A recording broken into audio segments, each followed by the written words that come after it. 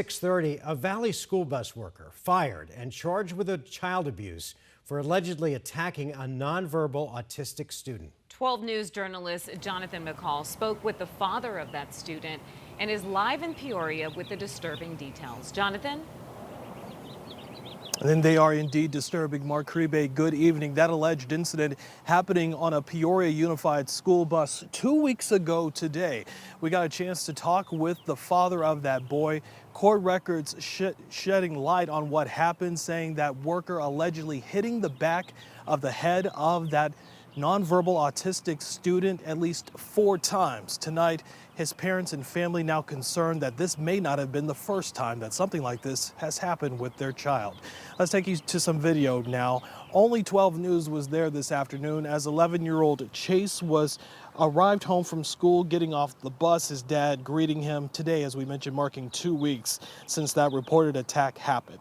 According to court records, it was on March 8th when police say that 70-year-old bus aide Mary Paget attacked Chase first, throwing a blanket over his head, then pushing his head before using her hand to slap the back of his head 4 times. Arizona DPS investigators reviewing bus camera footage and arrested Paget this week. Chase's dad, who works in law enforcement, said that he knew something was immediately wrong that day that Chase got off the bus.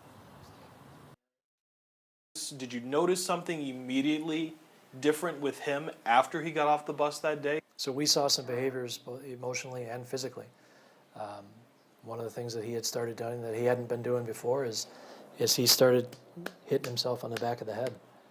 And that was pretty unusual for us, but we didn't have anything that could explain it. Maybe it was just something he was trying to communicate to us. Looking back, obviously hindsight is 20/20.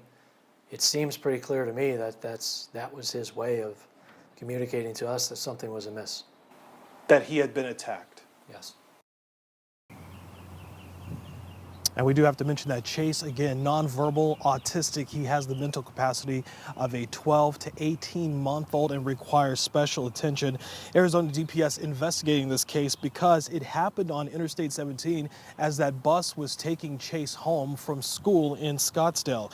This afternoon, Peoria Unified School says it fired Paget last week and says they immediately contacted the Department of Child Services and police when they first learned of that incident. So Peoria Unified contacted those agencies, but when did they actually contact Chase's parents? We asked them that question of when they were notified. We also went to Mary Paget's house today. We'll let you know what happened when we arrived and the greeting that she had for us. That story when we see you tonight on 12 News at 10. For now, we're live this afternoon in Peoria. Jonathan McCall, 12 News.